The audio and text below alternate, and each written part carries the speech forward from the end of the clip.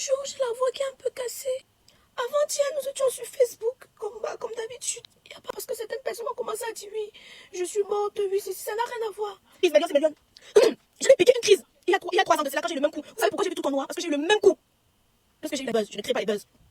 Et j'ai envoyé l'argent. Mélion, c'est Mélion. Je dis à la personne que prends le taxi. Quand tu récupères l'argent, prends le taxi dépôt qui va directement te déposer pour que tu pars à Africa First Bank et déposer l'argent dans mon compte au Cameroun. Mélion, c'est Mélion. C'est comme ça que la personne prend l'argent, j'appelle le téléphone ne passe plus. C'est un membre de ma famille. L'année passée, j'avais 3 ans, j'avais envoyé ma cousine. Elle a fait la même chose, Mélion, c'est Mélion. C'était que 2000 euros. J'ai pleuré le jour-là. J'ai pleuré comme si quelqu'un était mort. Je travaille durement pour gagner mon argent. Je ne vends pas mes fesses. Je travaille durement pour avoir mon argent. Alors quand je pense, comment on m'insulte sur Facebook, comment je trime pour avoir mon argent. Seigneur Jésus, quelqu'un pense à. J'appelle, le téléphone ne passe plus. L'AVC a failli m'attraper. Pendant un jour, le téléphone ne passe pas. Il me recontacte. Je vais afficher sa photo. Aïcha Kamoise, c'est l'une des meilleures blogueuses camerounaises, elle est même la meilleure au féminin. Elle a plus de 10 ans d'expérience dans le blogging. Elle est là depuis très longtemps, avant l'avènement des Stifa et les autres. Et c'est une fille, bien sûr, qui est ancrée dans le quotidien des Camerounais. Ses vidéos, ses lives font vraiment beaucoup de buzz auprès du public camerounais. Voilà, c'est la plus impactante, la plus active. Voilà, et son absence depuis quelques jours inquiétait ses fans, ses abonnés, ses internautes qui se sont posé la question, qui ont creusé. Et aujourd'hui, elle a décidé de nous raconter un peu ce qui s'est passé dans un live qu'elle a fait sur sa page Facebook, elle qui a plus d'1 million d'abonnés. Bonne arrivée à tous, merci de regarder cette vidéo, merci de vous abonner, d'activer la cloche de notification si vous me regardez à partir de YouTube, de laisser un commentaire à la fin de la vidéo et surtout de la partager au max pour qu'un maximum de personnes puissent regarder cette vidéo.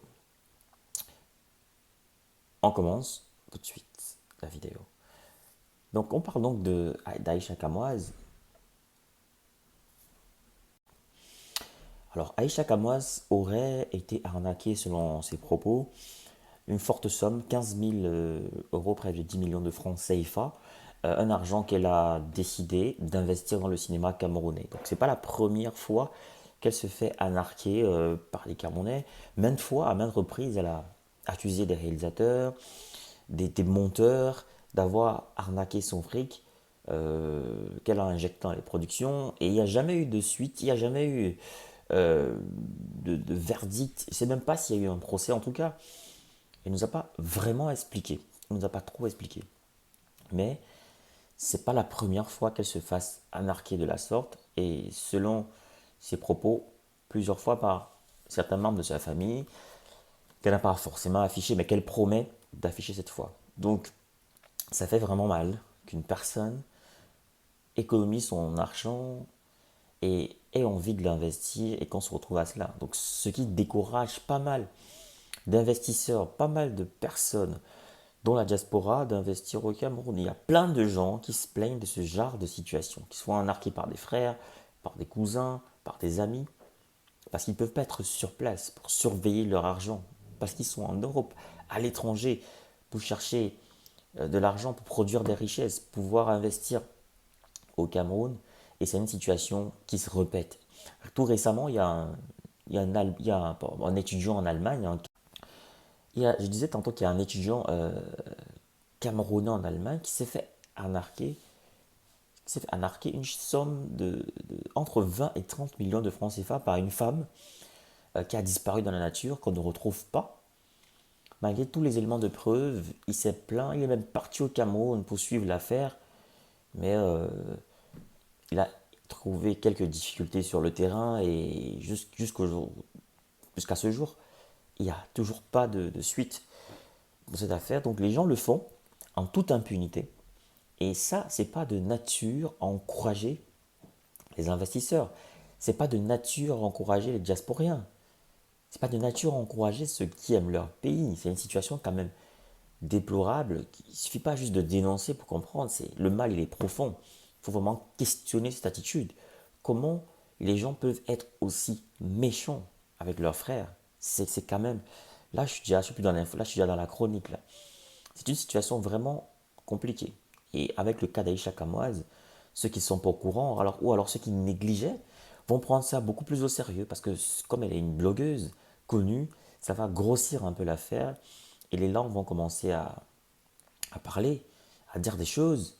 Parce que là, c'est grave. Près de 10 millions de francs CFA, on laisse croquer 6 millions, on laisse croquer les 800 000. La pauvre, là, elle a perdu peut-être 20 millions dans cette histoire de cinéma camerounais. Et comment vous voulez encourager les investisseurs? Comment vous allez encourager les autres membres de la diaspora à investir au Cameroun? C'est compliqué. Mais moi, j'aimerais aller un peu plus loin pour donner mon avis sur ce qui crée tout ceci. En fait, pour moi, c'est un avis personnel, parce que vous savez, dans mes chroniques, à la fin, j'essaie toujours d'amener le sujet à une réflexion personnelle. C'est une réflexion personnelle que je fais là. Euh, je pense que le mal, il est profond. Je pense que tout ceci, c'est le résultat d'une grosse souffrance du peuple. Les gens, ils sont mal payés. Je ne le dis pas parce que je déteste le pays, mon pays. Je le dis parce que moi, j'ai été salarié, j'ai eu un CDI. Donc les gens sont hyper mal payés. Donc, en tant que ancien salarié là-bas, je sais de quoi je parle. Euh, Ils sont tellement mal payés qu'ils sont obligés de créer d'autres sources de revenus. Et généralement, on encourage ça. Ceux qui créent d'autres sources de revenus en dehors de leur travail, on les appellera, et autant pour moi, j'y arrive, des grands bosseurs. Sauf que les autres sources de revenus qu'ils créent souvent en dehors de leur travail, parfois, c'est des sources frauduleuses de revenus. Mais c'est eux qui sont encouragés. Et aujourd'hui, quand tu n'es pas quelqu'un qui a ce qu'on appelle en guillemets le gombo, on te traite de con, d'idiot. Je vous assure, quand tu travailles au Cameroun, euh, si tu ne sais pas voler, bah tu seras moqué, hein. Beaucoup de tes collègues vont se moquer de toi, hein. Si tu ne sais pas voler, si tu ne sais pas créer du gombo, si tu ne sais pas créer des sources de revenus frauduleuses, on te traite d'idiot. Donc, la création de sources frauduleuses d'argent, c'est vanté, c'est encouragé.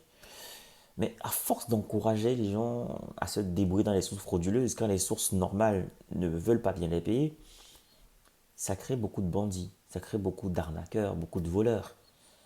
On en arrive dans ce genre de situation où voler devient normal, arnaquer devient normal.